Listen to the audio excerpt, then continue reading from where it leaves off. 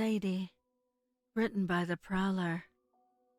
My name is Pam, and I am the mother of a 5-year-old little girl named Sadie. I am a mother to 2 other children as well. Sadie was our surprise baby. See, I was told by the doctor I wouldn't be able to have any more children after my son, so we've always looked at the birth of Sadie as our little surprise blessing. There's been no difficulties, no health problems whatsoever with my little Sadie up to this point.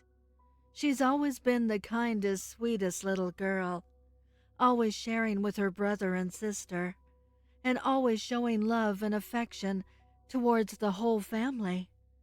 But sadly, these past few weeks, our little Sadie's mood has become dark, even violent at times.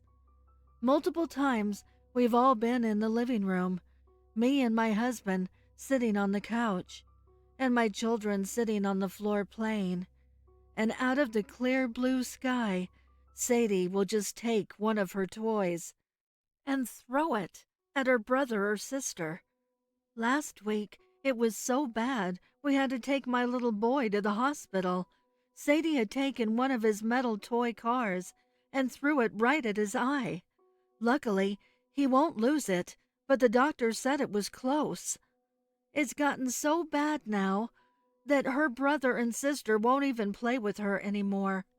Sadie has also started to fly into violent rages out of nowhere. She'll be told to put her toys away, or eat her food, take a nap, or even take a bath. And if she doesn't feel like doing it, she'll become violent. She'll bite, kick, scratch, and scream at the top of her lungs. She's been caught writing on the walls. Very strange writings, by the way. She's also been caught hurting our dogs. 2 days ago, we found her in the kitchen. She had the cabinet door open under the sink. She was sitting on the floor, playing with a can of lighter fluid, muttering, "Burn, burn, burn." I don't know what to do anymore. Every time she does something that just seems so evil, I ask her, "What happened to my sweet little baby girl? Why are you doing these bad, naughty things?" She just giggles and says, "I'm not naughty, Mommy. I'm a good girl."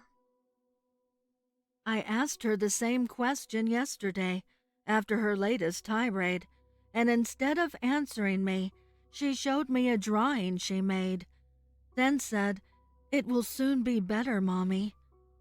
The drawing showed her standing by herself in front of the house, and behind her was our house on fire, with us trapped inside. A dark figure was standing next to the house, and it says, "All better now," written on the side. I asked her who the dark figure is. All she'll say is it's her friend. The said photo has been enclosed at the bottom of the email. Me and my husband decided to get some professional help. We've scheduled a doctor's appointment for next week. I don't think it will help, but I'm hoping. Wish us luck, everyone. The Whispering Girl. Author deleted. One night in midsummer, about a year ago, I had a friend stay over my place, and we have a massive obsession for paranormal stuff. Poltergeists, demons, etc. And one night we were talking about a friend of ours who had passed away early that same year. When me and him were in the middle of our conversation, we noticed some strange whispering coming from the other side of the bedroom door. We continued to listen, but we couldn't understand anything that was being said. I found this incredibly terrifying, considering I believe my house to be haunted by the spirit of my dead friend. But about 5 minutes later, A second voice joined in. There was no one in the house but me and my friend. The voices grew louder, but we still couldn't understand anything. We never slept that night.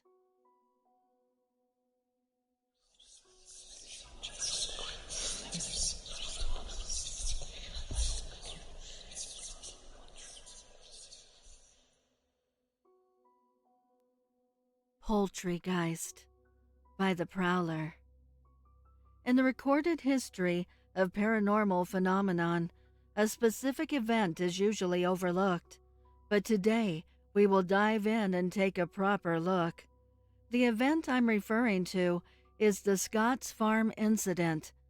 Back in 1983, a farmer by the name of Lawrence Scott, who owned a chicken farm in rural Virginia, began to notice strange and supernatural occurrences plaguing him, his family, and his livestock.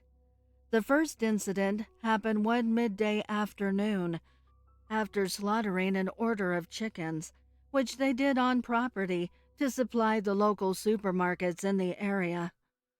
Well, after Farmer Scott and his farmhands finished wrapping up the meat and cleaned the room, they left to have lunch. But about 30 minutes later, while having said lunch, Farmer Scott and his men began hearing clucking, then the sound of paper crumpling and thrashing about. The men were shocked, of course, because there was nothing alive in that room when they left, just the meats. They all went to the door, and Farmer Scott opened it, and when he did, they were greeted by whole clean chickens dancing about, wiggling and jiggling, popping and locking, as their smooth, bumpy skin glistened under the fluorescent lights.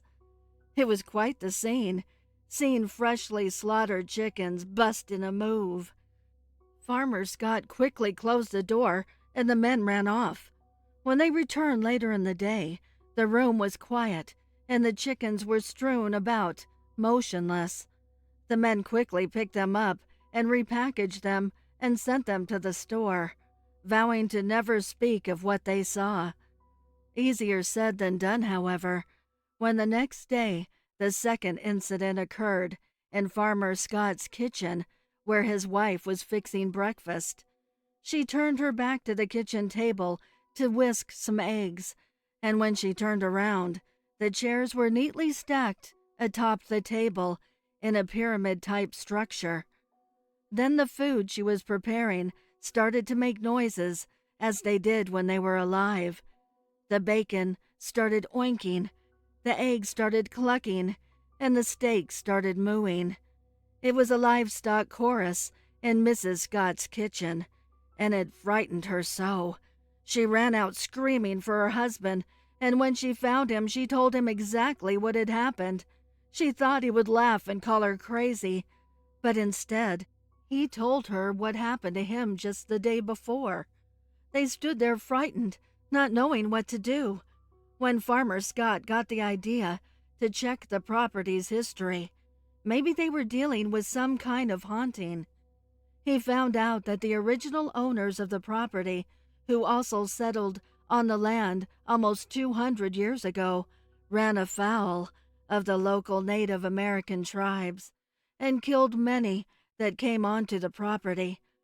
They also killed all of the wildlife in abundance and scourged the land that surrounded them.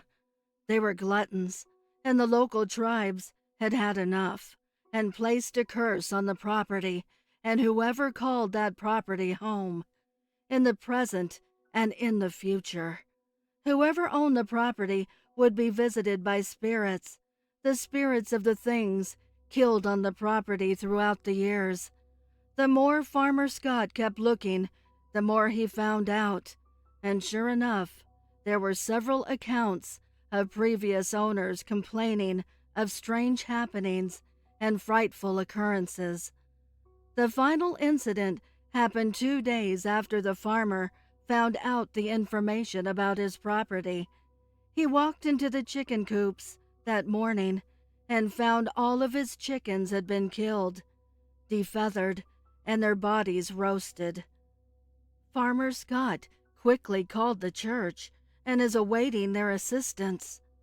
If this situation tells you anything, it's this: always check the property before you buy it.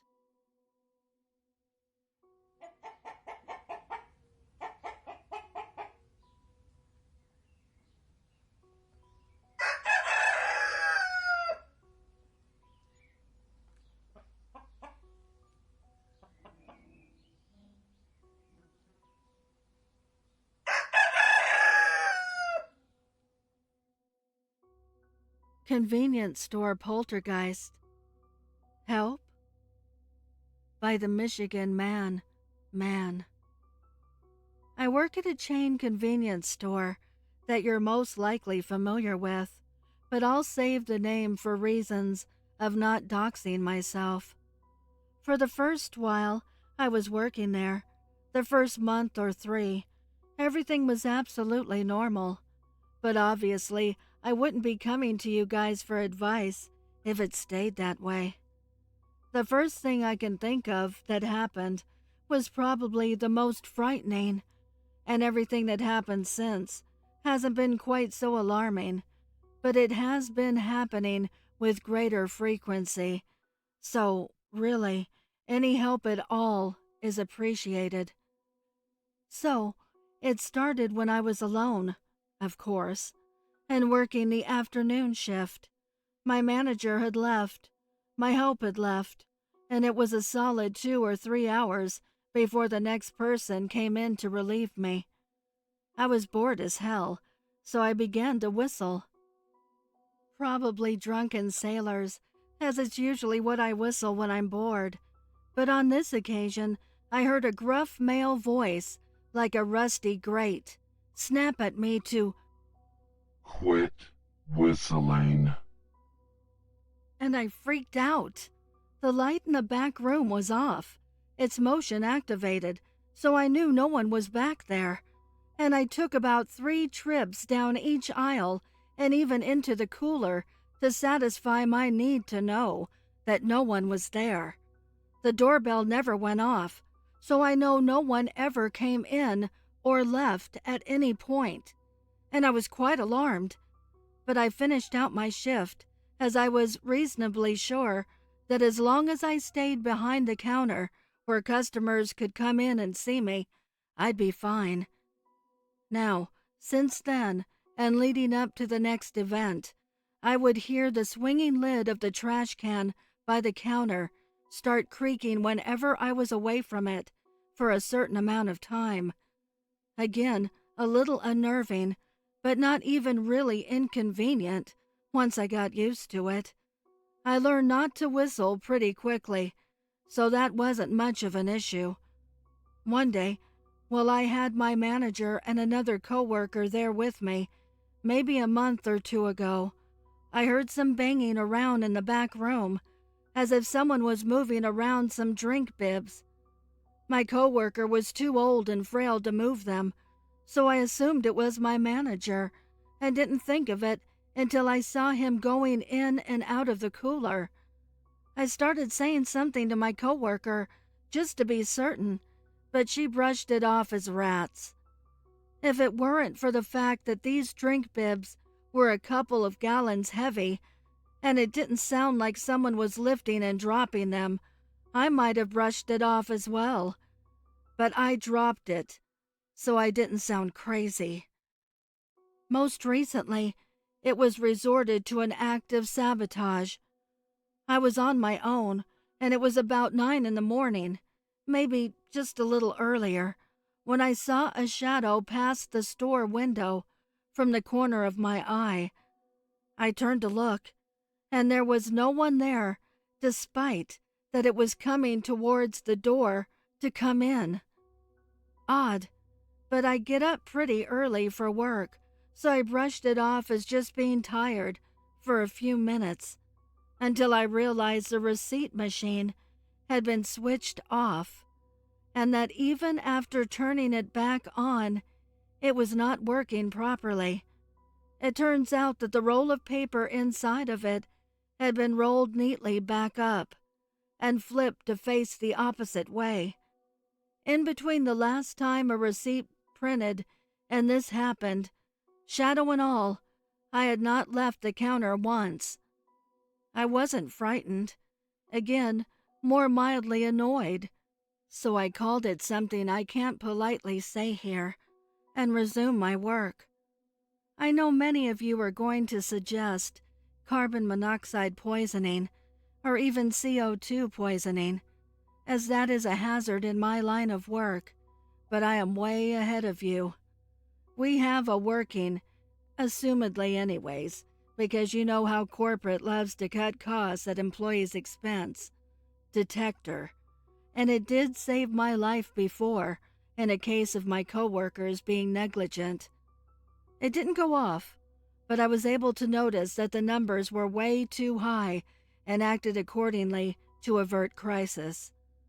I keep watch on that machine like a hawk now, and despite that, these events are becoming more and more frequent. It's mostly the swinging lid, which again is more annoying than anything. The levels have been safe. I guess what I'm trying to get at is that I can show all the bravado I please to, but I can't help but feel it is a bit misguided. I don't know how to handle ghosts, but I believe in them, and I firmly believe that something supernatural is happening here.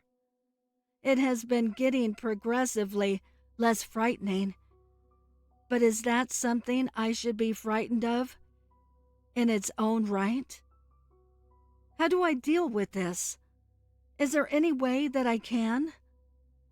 Thanks in advance for your help, guys, and I hope I can get some good answers before something happens that does get out of hand. Early 90s Nightclub Poltergeist by Finegling.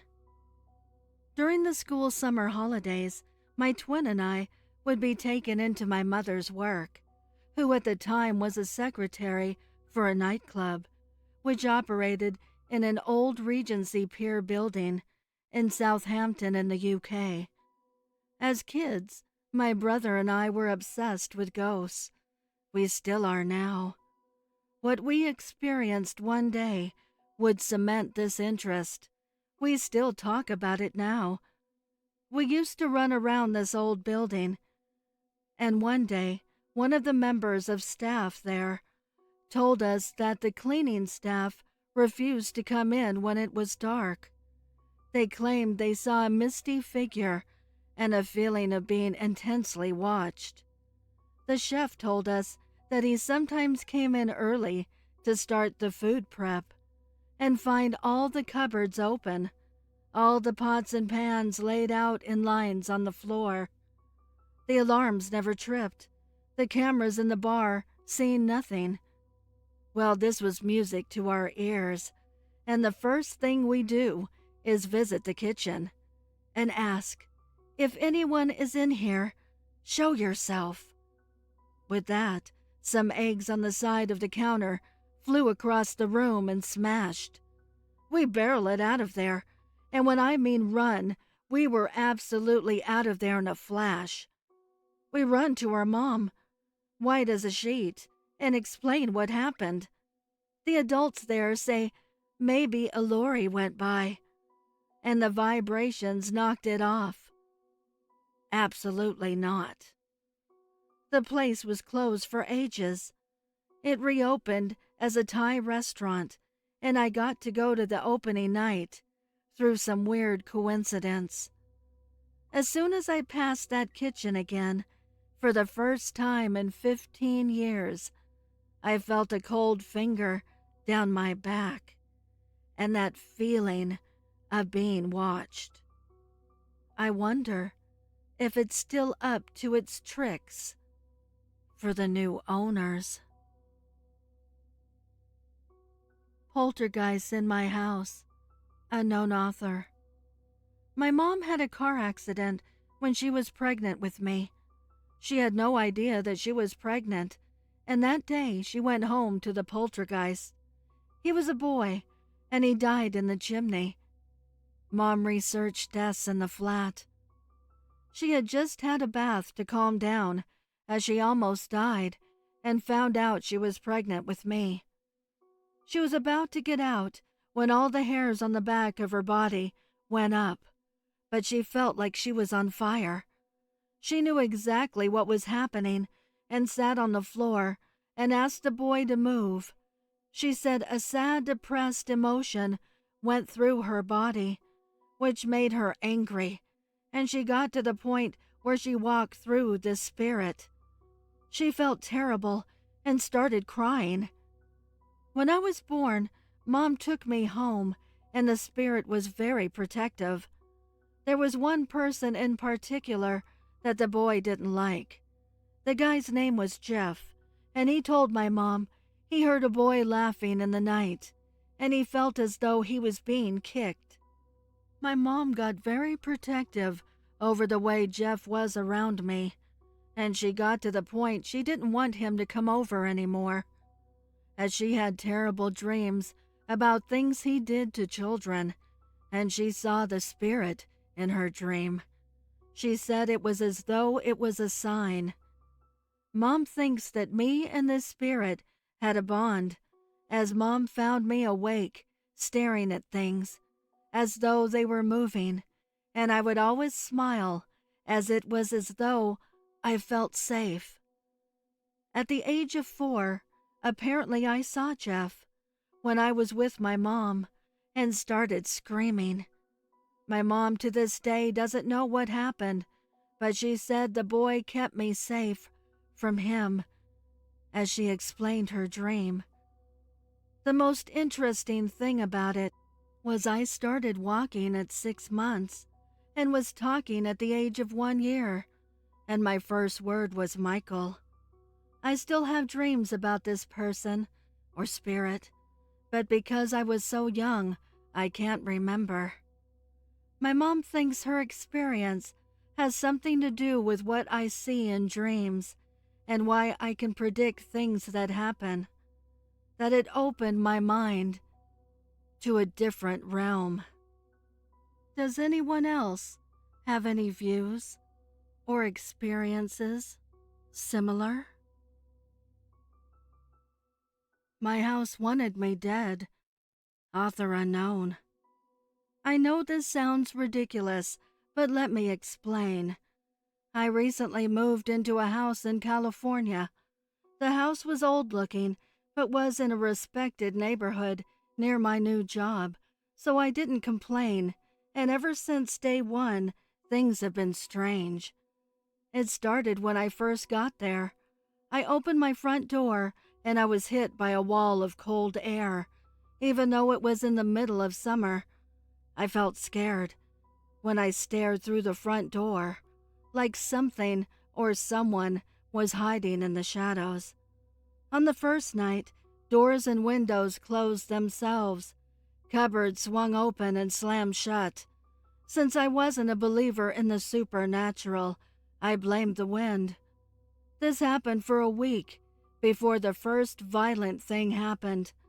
As I was getting a carton of milk from my fridge, the door slammed shut, causing me to hit my head against the fridge, causing a cut. The day after, the doors began slamming in my face, usually hitting me. I didn't move because I couldn't afford it. I tried to ignore it, but soon things were being thrown at me, like irons and vases. I got a priest to bless the house. It was going fine until we got to the kitchen, when he had a heart attack. A week later, I was watching TV, and my TV exploded, causing shards of glass to fly at me. It was so bad I had to go to the hospital. As soon as I got back home, I was pushed down my porch stairs. I sat down and began looking for houses on my phone before it caught on fire. I ran to the kitchen to get some water, and my sink would only disperse hot water. I snapped, when, as I was filling up the bowl to wash some dishes, when it filled my head, was forced into the bowl, and was held down until I fought muster the strength to get out, and a knife flew past my head into the wall. A few days later, I moved. Me and my friends had packed and loaded in the van very fast. My car was still in the garage, so I sat in and turned it on. This was when the garage door slammed shut, and my car's window went down, and the door locked. I tried to get out of my car, and then it started revving, filling the garage with black smoke.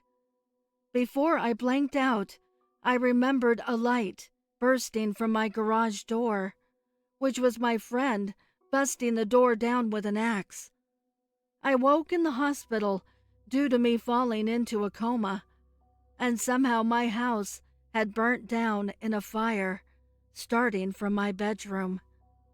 I am posting my story to seek advice of why this happened. I had burnt all my stuff that I couldn't sell, and now I live with my friend. Does anyone know what happened and why? I would like to give a heartfelt thank you to the special friends of the channel for your overwhelming generosity. If you would like to support the channel, the link is below in the description. Also, please send me your stories and poems to duchessofdarkness27@gmail.com. You can also find me on Instagram at duchess.ofdarkness and Twitter at duchessofdarkn2. I want to thank all my listeners for your kindness, your encouragement, and your support. It means the world to me. Thank you for joining me. Until next time.